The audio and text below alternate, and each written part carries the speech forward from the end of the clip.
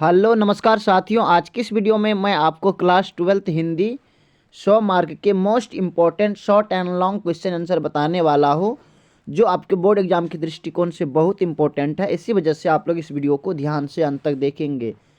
इसका प्रथम क्वेश्चन है कि कविता में किस शौक गीत की चर्चा है। इसका आंसर लिखेंगे। ये जो है ना, ये आपके गांव के घर शीर्षक कविता से लिया गया है। इसका आंसर लिखेंगे। नव पूंजीवाद आर्थिक उदारीकरण के युग, बदलाव का युग आ जाने के कारण कवि के यहाँ जो लोकगीत की धुनें सुनाई पड़ती थी वह अब सुनाई नहीं देती, जिसके कारण जन्मभूमि के छूटने का मोह, उसके बदलने का मोह शोक गीत में बदल जाता है। कविता में इसी शोक गीत की चर्चा है जो आज न गाया जाने वाला अनसुना है। नेक्स्ट क्वेश्चन है कि सर्कस का प्रकाश बालवा क्या है, बलौवा किन कारणों से भरा होगा। इसका आंसर लिखेंगे। सर्कस में प्रकाश बुलौवा होगा सर। यहाँ पे दूर दराज के क्षेत्रों में रहने वाले लोगों की अपनी ओर आकृष्ट करता था। उनकी तीव्र प्रकाश तरंगों से लोगों को सर्कस के आने की सूचना प्राप्त हो जाया करती थी। यह प्रकाश बुलावा एक प्रकार के दर्शकों को सर्कस में आने का निमंत्रण होता था। इस प्रकार उस क्षेत्र के निवासियों से अच्छी खासी रकम आसानी से सर्कस कंपनी वाले प्राप्त कर लेते थे। यह सिलसिला एक लंबे अरसे से चला आ रहा था। अचानक यह बंद हो गया। अब सर्कस का प्रकाश बुलौवा लुप्त हो गया है, कहीं गुमनामी में खो गया। ग्रामीणों की जेब खाली कराने की उसकी रणनीति भी उसके साथ ही विदा हो गई है। प्रकाश बुलौवा का गायब होना ही रहस्यमय है। संभवतः सरकार को उनकी यह नीति पसंद नहीं आई तथा इसी कारण अपने शासनादेश में प्रकाश बुलौवा पर प्रतिबिंब लगा दिया। अब सर्कस इसका सहारा नहीं ले सकता। कवि का कथन सर्कस का प्रकाश बुलौवा तो कब का मर चुका है, इस परिप्रेक्ष्य में कहा गया लगता है। नेक्स्ट क्वेश्चन है, गांव के घर की रीढ़ क्यों झुरझुराती है। इसका आंसर लिखेंगे। कवि ने गांवों की वर्तमान स्थिति का वर्णन करने के क्रम में उपरोक्त बातें कही है। हमारे गांवों की अतीत में गौरवशाली परंपरा रही है। सौहार्द, बंधुत्व एवं करुणा की अमृतमयी धारा यहाँ प्रवाहित होती थी। दुर्भाग्य से आज वही गांव जड़ता एवं निष्क्रियता के शिकार हो गए हैं। इनकी वर्तमान स्थिति अत्यंत दयनीय हो गई है। अशिक्षा एवं अंधविश्वास के कारण परस्पर विवाद में उलझे हुए तथा स्वास्थ्य संबंधी समस्याओं से त्रस्त है। शहर के अस्पताल एवं अदालतें इसकी साक्षी है। इसी संदर्भ में कवि विचलित होते हुए अपने विचार प्रकट करते हैं। लिलने वाले मुंह खोले शहर में बुलाते हैं, बस अदालतों और अस्पतालों के फैले से रुदते गंधाते अमित्र परिवार। कवि के कहने का आशय यह प्रतीत होता है कि शहर के अस्पतालों में गांव के लोग रोग मुक्त होने के लिए इलाज कराने आते हैं। इसी प्रकार अदालतों में आपसी विवाद में उलझकर अपने मुकदमे के संबंध में आते हैं। ऐसा लगता है कि इन निरीह ग्रामीण को निगल जाने के लिए नगरों के अस्पतालों तथा अदालतों का शत्रुवत परस्पर मुंह खोलकर खड़ा है। इसका परिणाम ग्रामीण जनता की त्रासदी है। गांव के लोगों की आर्थिक तथा सामाजिक स्थिति चरमरा गई है, अतः उसके घरों की दशा दयनीय हो गई है। अब नेक्स्ट क्वेश्चन है आपके कि कविता में कवि की गई स्मृति दर्ज है। स्मृतियों का हमारे लिए क्या महत्व होता है, इस विषय पर अपने विचार विस्तार से लिखे। इसका आंसर लिखेंगे। गांव का घर शीर्षक कविता में कवि के जीवन की कई स्मृतियां दर्ज है। अपनी कविता के माध्यम से कवि उन स्मृतियों में खो जाता है। बचपन के गांव का वह घर घर की परंपरा, ग्रामीण जीवन शैली तथा उसके विविध रंग, इन सब तथ्यों को युक्ति ढंग से इस कविता में दर्शाया गया है। फिर आप इसमें लिखेंगे पैराग्राफ चेंज करके, वस्तुतः स्मृतियों का हमारे जीवन में महत्वपूर्ण स्थान है। स्मृतियों के द्वारा हम आत्मनिरीक्षण करते हैं तथा वे अन्य व्यक्तियों के लिए भी प्रेरणा का स्रोत होती है।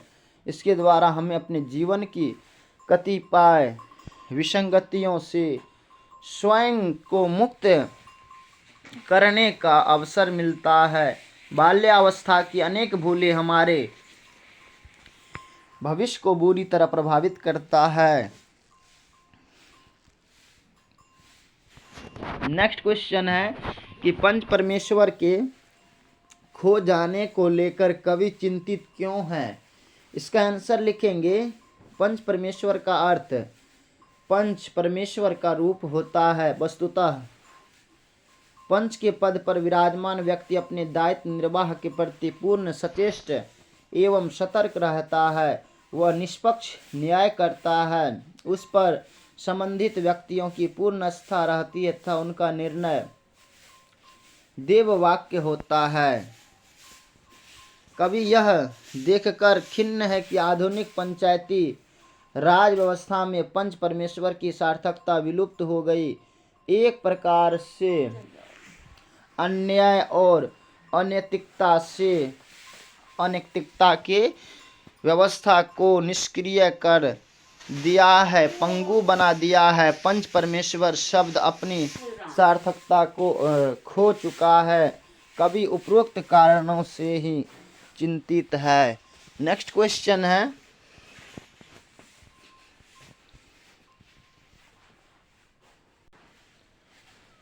कि कवि की स्मृति में घर का चौखट इतना जीवित क्यों है। तो इसका आंसर लिखेंगे, कवि की स्मृति में घर का चौखट जीवन की ताजगी से लबरेज है। उसे चौखट इतना जीवित इसलिए प्रतीत होता है कि इस चौखट की सीमा पर सदैव चहल पहल रहती है। कवि अतीत की अपनी स्मृति के झरोखे से इस हलचल को स्पष्ट रूप से देखता है, अर्थात ऐसा अनुभव करता है क्योंकि उस चौखट पर बुजुर्गों को घर के अंदर अपने आने की सूचना के लिए खांसना पड़ता था तथा उनकी खराओं की खटपट की स्वर लहरी सुनाई पड़ती थी। इसके अतिरिक्त बिना किसी का नाम पुकारे अंदर आने की सूचना हेतु पुकारना पड़ता था। चौखट के बगल में गेरू से रंगी हुई दीवार थी। ग्वाल दादा प्रतिदिन आकर दूध की आपूर्ति करते थे। दूध की मात्रा का विवरण दूध से सने अपने अंगूठे की उस दीवार पर छाप द्वारा करते थे, जिनकी गिनती महीने के अंत में दूध का हिसाब करने के लिए की जाती थी। यह गांवों की पुरानी परिपाटी थी। उपरोक्त वर्णित उन समस्त औपचारिकताओं के बीच घर का चौखट सदैव जागृत रहती थी, जीवंतता का एहसास दिलाती थी। अब नेक्स्ट क्वेश्चन है कि बूढ़ा मशक वाला क्या कहता है और क्यों कहता है। इसका आंसर लिखेंगे, बूढ़ा मशक वाला प्रतीत प्रयोग है। वह देश के बुद्धिजीवी वर्ग से तात्पर्य रखता है। वह वास्तविक स्थिति से अवगत है। वह कहता है कि किसी की भी जीत नहीं हुई है, सेना विजयी नहीं है बल्कि हारी हुई सेना है। इन पंक्तियों में बूढ़ा मशक वाला देश की जो भयावह स्थिति है उससे वह अवगत होते हुए सत्य के निकट है। सभी लोग तो धोखा में जी रहे हैं, लेकिन मशक वाला यथार्थ का जानकार है, इसलिए वह कहता है कि जीत न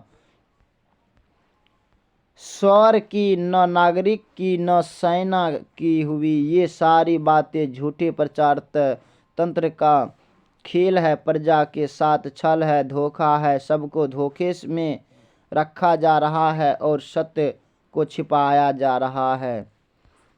नेक्स्ट क्वेश्चन है कि बूढ़ा मशक वाला किस जिम्मेवारी से मुक्त है? सोचिए, अगर वह जिम्मेवारी उसे मिलती तो क्या होता? इसका आंसर लिखेंगे, बूढ़ा मशक वाला देश की राजनीति में हिस्सा लेने से वंचित है। अगर उसे जिम्मेवारी मिली होती तो हार को हार कहता, जीत नहीं कहता। वह सत्य प्रकट करता है, उसे तो मात्र सड़क सींचने का काम सौंपा गया है, यही उसकी जिम्मेवारी है। सत्य लिखने और बोलने की मनाही है, इसलिए वह मौन है और अपनी सीमाओं के भीतर ही जी रहा है। वह विवश है, कहते हैं कि वह जो है ना वो विवश है, विकल है, फिर भी दूसरे क्षेत्र में दखल नहीं देता, केवल सींचने से ही मतलब रखता है। इसमें बौद्धिक वर्ग की विवशता झलकती है। अगर उसे सत्य कहने और लिखने की जिम्मेवारी मिली होती तो राष्ट्र की यह स्थिति नहीं होती तथा झूठी बातों पर झूठी शान में जश्न नहीं मनाया जाता। जीवन के हर क्षेत्र में अमन, चैन, शिक्षा, दीक्षा, विकास की धारा बहती, अबुद्धता और अंधकार में प्रजा विवश बनकर नहीं जीती।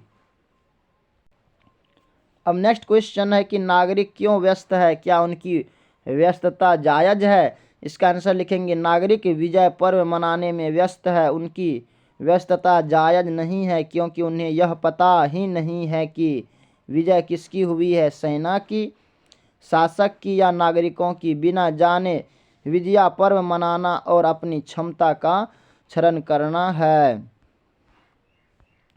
नेक्स्ट क्वेश्चन है कि सड़कों को क्यों सींचा जा रहा? इसका आंसर लिखेंगे, सड़कों को इसलिए सींचा जा रहा कि राजा अपने छत्र चवर के साथ, गाजे बाजे के साथ आ रहे हैं, कहीं धूल न उड़े, इसलिए सड़कों को सींचा जा रहा है। अब नेक्स्ट क्वेश्चन है कि उत्सव कौन और क्यों मना रहे हैं? इसका आंसर लिखेंगे, तटस्थ प्रजा उत्सव मना रही है। ऐसा राज्यादेश है, प्रजा अंधाधुनीकरण और गैर जवाबदेही का शिकार है।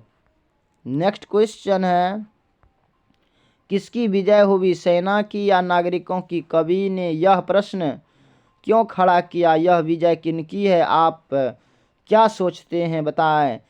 तो इसका आंसर लिखेंगे, किसी की विजय नहीं हुई, विजय प्रतिपक्ष की हुई।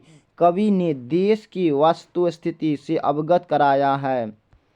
कवि के विचारों पर चिंतन करते हुए यह बात समझ में आती है कि झूठ मूठ के आश्वासनों एवं भुलावे में हमें रखा गया है। यथार्थ का ज्ञान हमें नहीं कराया जाता, यानी सत्य से दूर रखने का प्रयास शासन की ओर किया जा रहा है। नेक्स्ट क्वेश्चन है कि बिटिया को पिता सिखलाते हैं तो माँ समझाती है, ऐसा क्यों? इसका आंसर लिखेंगे, इस कविता में बिटिया को उसके पिता लोहा के विषय में सिखलाते हैं। वे उनकी बुद्धि की परीक्षा लेते हुए उनसे पूछते हैं कि उसके आसपास लोहा कहाँ कहाँ है। नन्ही बिटिया आत्मविश्वास के साथ उनके प्रश्नों का उत्तर सहज भाव से देती है। पुनः माँ उससे वही प्रश्न पूछते हुए लोहे के विषय में समझाती है तथा कुछ अन्य जानकारी देती है। इस प्रसंग में पिता उसे सिखलाते हैं जबकि माँ उसे इस विषय में समझाती है। दोनों ही भूमिका में स्पष्ट अंतर है। इसका कारण यह है कि यह प्रायः देखा जाता है कि पिता द्वारा अपने बच्चे को सिखलाया जाता है, किसी कार्य को करने की सीख दी जाती है, अभ्यास कराया जाता है। माँ द्वारा उन्हें स्नेह भाव से किसी कार्य के लिए समझाया जाता है। नेक्स्ट क्वेश्चन है कि कवि लोहे की पहचान किस रूप में कराते हैं? यही पहचान उनकी पत्नी किस रूप में कराती है? इसका आंसर लिखेंगे, कवि लोहे की पहचान फावड़ा, कुदाली, टंगिया, वसूला, खुरपी, पास खड़ी, बैलगाड़ी के चक्के का पट्टा, बैलों के गले में कांसे की घंटे के अंदर लोहे की गोली के रूप में कराते हैं। यही पहचान उनकी पत्नी बाल्टी सामने कुएं में लगी लोहे की छीड़ी, पत्ते की करी डंडी और घमेला, हंसिया, चाकू और भिलायु वाला डीला के जगह जगह के लोहे के टीले के रूप में कराती है। नेक्स्ट क्वेश्चन है कि इस घटना से उस घटना तक यहाँ किन घटनाओं की चर्चा है। तो प्यारे नन्हे बेटे को शीर्षक कविता में इस घटना से उस घटना तक उक्ति का प्रयोग 2 बार किया गया है। पिता अपनी नन्ही बिटिया से पूछता है कि आसपास लोहा कहाँ कहाँ है। पुनः वह उसे लोहा के विषय में जानकारी देता है। उसकी माँ भी उसे समझाती है। फिर वह सपरिवार लोहा को ढूंढने का विचार करता है। अतः बेटी को सिखलाने से लेकर ढूंढने तक का अंतराल इस घटना से उस घटना तक है। यह सब वह कल्पना के संसार में कर रहा है। पुनः जब उसकी बिटिया बड़ी हो जाती है तो वह उसके विवाह के विषय में उसके लिए एक प्यारा सा दुल्हा के लिए सोचता है। यहाँ पर पुनः कवि इस घटना से उस घटना तक उक्ति की पुनरुक्ति करता है।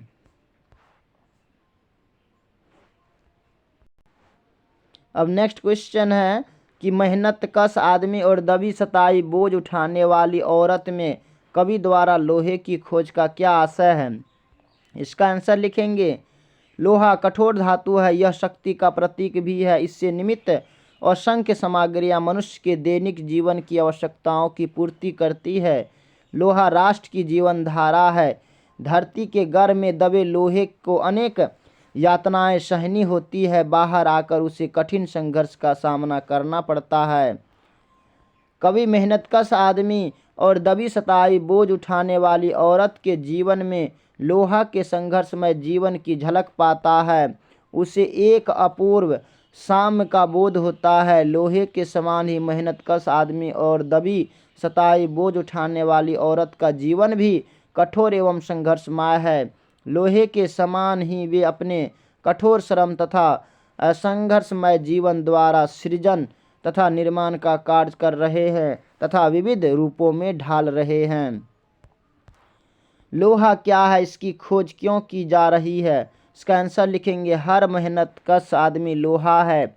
हर बोझ उठाने वाली अथक परिश्रम करने वाली औरत लोहा है। लोहा शक्ति का प्रतीक है। वह स्वयं भी शक्तिशाली होता है, वजनदार होता है तथा मेहनतकश लोगों को भी शक्ति प्रदान करता है। लोहा शक्ति तथा ऊर्जा का प्रतीक है। इसका निर्माण में महत्वपूर्ण योगदान है। यह निर्माण पारिवारिक, सामाजिक तथा राष्ट्रीय सभी देशों में समान रूप से अनवरत चल रहा है। अब नेक्स्ट क्वेश्चन है कि बिटिया कहाँ कहाँ लोहा पहचान पाती है। तो लोहे के समान, इसका आंसर लिखेंगे। बिटिया की समझ यानी कि जानकारी में चिमटा, करछुल, कढ़ाई, सरसी, दरवाजे की सौकर यानी कि सिकड़ी, कब्जा, पेंच तथा छिटकिनी आदि में लोहा है। इसके अतिरिक्त सेफ्टी पिन, साइकिल तथा अर्गनी के तार में भी वह लोहा पाती है। नेक्स्ट क्वेश्चन है कि बिटिया से क्या सवाल किया गया। इसका आंसर लिखेंगे। कवि द्वारा बिटिया से सवाल किया गया कि कहाँ कहाँ लोहा है, अर्थात वह जानना चाहता है कि लोहा कहाँ कहाँ वर्तमान में है। अब नेक्स्ट क्वेश्चन है कि बचपन से ही आपका ऐसे वातावरण में रहना अत्यंत आवश्यक है जो स्वतंत्रतापूर्ण हो, क्यों। इसका आंसर लिखेंगे। बचपन से ही स्वतंत्रतापूर्ण वातावरण में रहना आवश्यक है जहाँ भय की गुंजाइश नहीं हो, मनचाहे कार्य करने की स्वतंत्रता नहीं, बल्कि ऐसा वातावरण जहाँ स्वतंत्रता पूर्वक जीवन की संपूर्ण प्रक्रिया समझी जा सके, जिससे सच्चे जीवन का विकास संभव हो पाए। क्योंकि भयपूर्ण वातावरण मनुष्य का ह्रास कर सकता है, विकास नहीं। इसलिए लेखक जी कृष्णमूर्ति का यह सत्य और सार्थक कथन है कि बचपन से ही आपका ऐसे वातावरण में रहना अत्यंत आवश्यक है जो स्वतंत्रतापूर्ण हो। नेक्स्ट क्वेश्चन है कि जहाँ भय है वहाँ मेघा नहीं हो सकती, क्यों। इसका आंसर लिखेंगे मेघा वह शक्ति है जिससे मनुष्य सिद्धांतों की अनुपस्थिति में भी निर्भय पूर्वक सोचता है ताकि वह सत्य और यथार्थ को समझ सके। यदि मनुष्य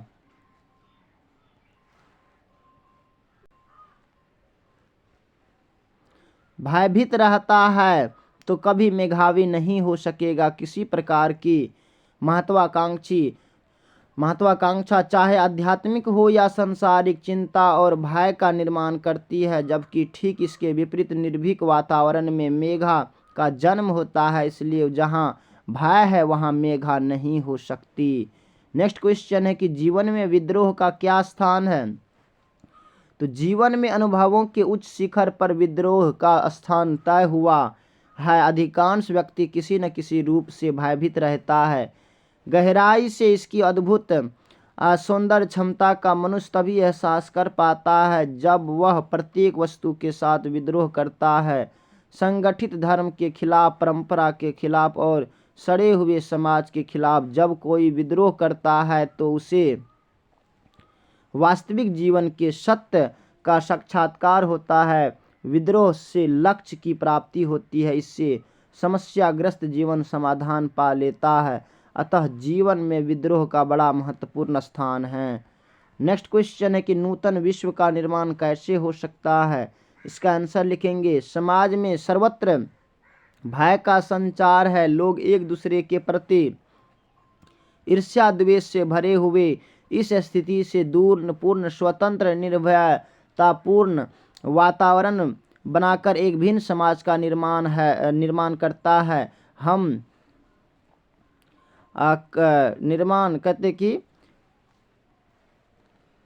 हम नूतन विश्व का निर्माण कर सकते हैं। हमें स्वतंत्रतापूर्ण वातावरण तैयार करना होगा जिसमें व्यक्ति अपने लिए सत्य की खोज कर सके, मेधावी बन सके, क्योंकि सत्य की खोज तो केवल वे ही कर सकते हैं जो सतत इस विद्रोह की अवस्था में रह सकते हैं। वे नहीं जो परंपराओं को स्वीकार करते हैं और उनका अनुकरण करते हैं। हमें सत्य, परमात्मा अथवा प्रेम तभी उपलब्ध हो सकते हैं जब हम अविच्छिन्न खोज करते हैं, सतत निरीक्षण करते हैं और निरंतर सीखते हैं। इस तरह हमारे समाज में न ईर्ष्या द्वेष न भय का वातावरण होगा। मेघा शक्ति का पूर्ण उपयोग हो। स्वतंत्रता पूर्ण व्यक्ति जीवन जिएगा तो निस्संदेह ही नूतन विश्व का निर्माण होगा।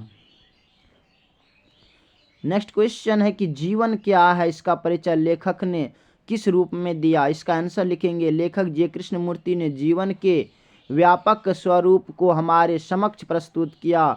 जीवन बड़ा अद्भुत, असीम और अगाध तत्व है। जीवन अनंत रहस्यों से युक्त एक विशाल साम्राज्य है जिसमें मानव कर्म करते हैं। जीवन समुदायों, जातियों और देशों का पारस्परिक संघर्ष है। जीवन ध्यान है, जीवन धर्म है, जीवन गूढ़ है, जीवन विराट है। जीवन सुख दुख और भय से युक्त होते हुए भी आनंदित है। जीवन का परिचय देते हुए लेखक का मानना है कि इसमें अनेक विविधताओं, अनंतताओं के साथ रहस्य अनेकों भी मौजूद है। यह कितना विलक्षण है। प्रकृति में उपस्थित पक्षीगण, फूल, वैभवशाली वृक्ष, सरिताओं और समान के तारों में भी लेखक को जीवन का रूप दिखाई पड़ता है। आसमान के तारों में भी लेखक को जीवन का रूप दिखाई पड़ता है। लेखक जे कृष्णमूर्ति ने जीवन का परिचय सर्व रूपों में दिया है। नेक्स्ट क्वेश्चन है कि शिक्षा का क्या अर्थ है एवं उसके क्या कार्य है, स्पष्ट करें। इसका आंसर लिखेंगे मानव जीवन के सर्वांगीण विकास का अर्थ शिक्षा है। इसमें मनुष्य का साक्षरता, बुद्धिमत्ता, जीवन कौशल व अन्य सभी समाज उपयोगी गुण पाए जाते हैं। शिक्षा के अंतर्गत विद्यार्थी का विद्यालय जाना, विविध विषयों की पढ़ाई करना, परीक्षाएं उत्तीर्ण होना, जीवन में ऊंचा स्थान प्राप्त करना, दूसरों से स्पर्धा करना, संघर्ष करना एवं जीवन के सर्व पहलुओं का समुचित अध्ययन करना, ये सारी चीज़ें शिक्षा के अंतर्गत आती है। साथ ही जीवन को ही समझना शिक्षा है। शिक्षा के कार्य शिक्षा कहते हैं कि शिक्षा के कार्य शिक्षा का कार्य केवल मात्र कुछ नौकरियों और व्यवसायों के योग्य बनाना ही नहीं, बल्कि संपूर्ण जीवन की प्रक्रिया बाल्यकाल से ही समझाने में सहयोग करना है एवं स्वतंत्रता पूर्ण परिवेश हेतु प्रेरित करना भी। अब नेक्स्ट क्वेश्चन है कि सपने में लेखक क्या क्या करता था। इसका आंसर लिखेंगे, लेखक के लिए सबसे खौफनाक यातनादायक भयाक्रांत और बेचैनी से भरा सपना था कि हाथी और त्रिछ से प्राण को कैसे बचाया जाए। वह जब भी सपने में या सामने हाथी या त्रिछ को देखता था तो प्राण रक्षा के लिए बेदम हो जाता था। भागते भागते उसका पूरा शरीर थक जाता था, फेफड़े फूल जाते थे, शरीर पसीने से लथपथ हो जाता था। एक डरावनी सुन कर डालने वाली मृत्यु बिल्कुल करीब दिखाई पड़ती थी। वह चीखने चिल्लाने और रोने लगता था। नेक्स्ट क्वेश्चन है कि सांप के बारे में लोगों की एवं लेखक की क्या धारणा है। लिखिए, इसका आंसर लिखेंगे, लेखक एवं आम लोगों की धारणा है कि अगर कोई व्यक्ति सांप को मार रहा हो तो अपने मरने के पूर्व वह सांप अंतिम बार अपने हत्यारे के चेहरे को पूरी तरह से बहुत गौर से देखता है। आदमी उसकी हत्या कर रहा होता है और सांप टकटकी बांधकर उस आदमी के चेहरे की एक एक बारीकी को अपनी आंख के भीतर पर्दे में दर्ज कर रहा होता है। बाद में आदमी के जाने के बाद सांप का दूसरा जोड़ा उसे मरे हुए सांप की आंख में झांककर हत्यारे की पहचान कर लेता है। वह हत्यारा कहीं भी चला जाए, सांप बदला लेने की फिराक में रहता है। नेक्स्ट क्वेश्चन है कि थानू कौन था, लेखक के साथ क्या संबंध था। इसका आंसर लिखेंगे, थानू लेखक का मित्र है। थानू लेखक का प्रिय एवं विश्वसनीय मित्र होने के नाते त्रिछ के बारे में बता रहा था। जब लेखक के पिता को त्रिछ जैसा विषैला जंत काट लेता है तब वह कहता है कि त्रिछ द्वारा काटा गया व्यक्ति जीवित नहीं रह पाता तथा उसकी मृत्यु 24 घंटे के भीतर हो जाती। अब चूंकि उनकी पिताजी की मृत्यु 24 घंटे के भीतर हो जाती, अब उनकी इसलिए थानू अपने पूर्व कथन की पुनः पुष्टि कर रहा है। नेक्स्ट क्वेश्चन है कि त्रिछ क्या है, कहानी में यह किसका प्रतीक है। इसका आंसर लिखेंगे, त्रिछ छिपकली प्रजाति का जहरीला लिजार्ड है जिसे विषखापर भी कहते हैं। कहानी में त्रिछ प्रचलित विश्वासों और रूढ़ियों का प्रतीक है। नेक्स्ट क्वेश्चन है कि त्रिछ लेखक के सपने में आता है और वह इतनी परिचित आंखों से देखता था कि लेखक अपने आप को रोक नहीं पाता था। यहाँ परिचित आंखों से क्या आशय। इसका आंसर लिखेंगे, हमारे यहाँ प्रचलित विश्वास है कि त्रिछ काटने के लिए तभी दौड़ता है जब उससे नज़र टकरा जाए। अगर त्रिछ को देखो तो उससे कभी आंख मत मिलाओ। आंख मिलते ही वह आदमी की गंध पहचान लेता है और फिर पीछे पड़ लग जाता है। फिर तो आदमी चाह पूरी पृथ्वी का चक्कर लगा ले, त्रिछ पीछे पीछे जाता है। लेखक के सपने में त्रिछ आता था। वह कोशिश करता था कि उससे नज़र न मिलने पाए। त्रिछ लेखक को इतनी परिचित आँखों से देखता था कि लेखक को उसकी आँखों में परिचय की जो चमक नज़र आती थी उससे लगता था कि वह लेखक का शत्रु है और उसे लेखक के दिमाग में आने वाले हर विचार के बारे में पता है। नेक्स्ट क्वेश्चन है कि त्रिछ को जलाने गए लेखक को पूरा जंगल परिचित लगता है, क्यों।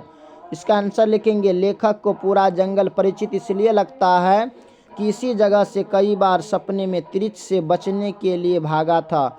लेखक गौर से हर तरफ देखता है कि और उसके सपने के बाद थानू को बताया भी था कि एक सकरा सा नाला इस जगह बहता है। नाले के ऊपर बड़ी बड़ी चट्टानें हैं। वहीं कीकर का एक बहुत पुराना पेड़ है जिस पर बड़े शहद के छत्ते हैं। लेखक को एक भूरा रंग का चट्टान मिलता है जो बरसात भर नाले के पानी में आधा डूबी रहती थी। लेखक को उसी जगह तिरिच की लाश भी मिल जाती है। सपने में आई बातों का सच होना लेखक को जंगल से परिचित कराता है। इसलिए लेखक को जंगल परिचित लगता है क्योंकि इन सब चीज़ों को वह सपने में देख चुका था। अब नेक्स्ट क्वेश्चन है कि तिरिच क्या होता है, क्या उसके काटने से आदमी बचता है? इसका आंसर लिखेंगे। तिरिच एक विषैला और भयानक जंतु है। इसके काटने पर मनुष्य इसके विष के प्रभाव से बच नहीं पाता।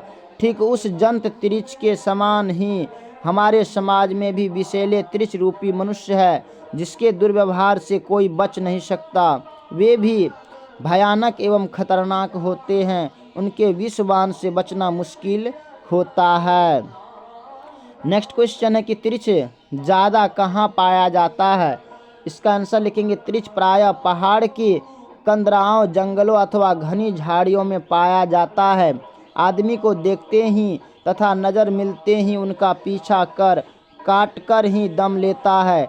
ठीक उसी के सदृश समाज में भी विषैले तिरिची रूपी मनुष्य पाए जाते हैं।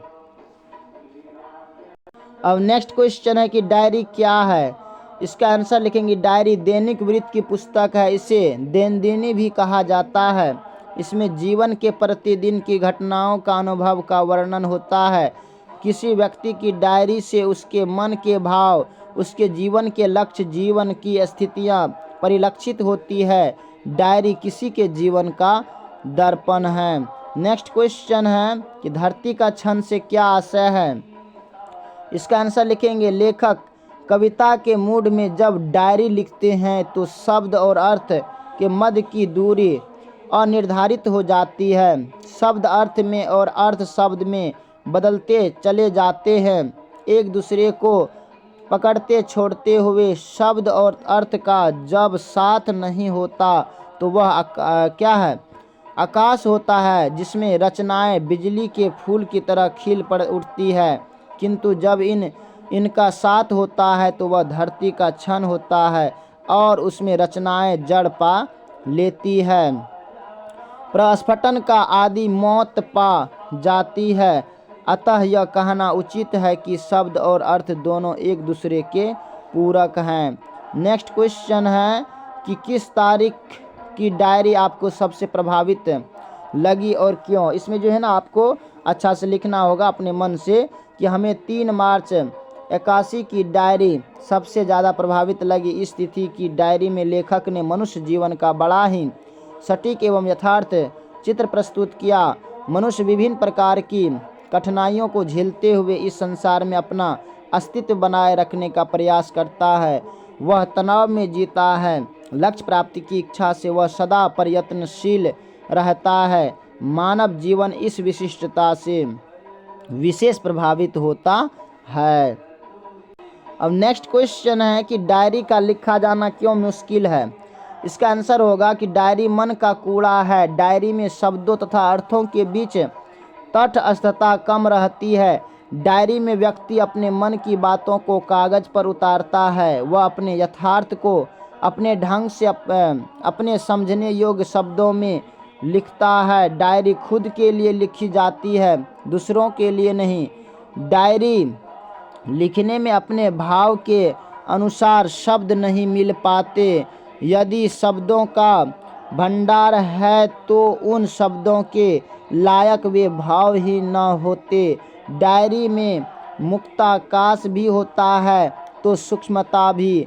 शब्दार्थ और भावार्थ मेल के कारण डायरी का लिखा जाना मुश्किल है। माय डियर स्टूडेंट्स, हमने इसमें जितने भी प्रश्न बताए हैं ना, ये बहुत इम्पोर्टेंट था। इसी वजह से आप अगर एक बार नहीं 2 बार 3 बार करके इसको ज़रूर दे करके जाएंगे, क्योंकि अगर आप सुने रहेंगे ना तो ज़रूर है कि आपको वहाँ पे इसके विषय में कुछ ना कुछ ज़रूर पॉइंट आप लिख ही देंगे।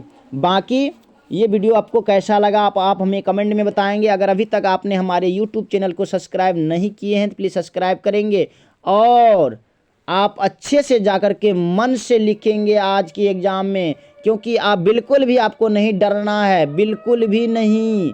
डर के ही आगे जीत होता है, इसी वजह से आप अच्छे से लिखेंगे, कोई टेंशन नहीं लेना है।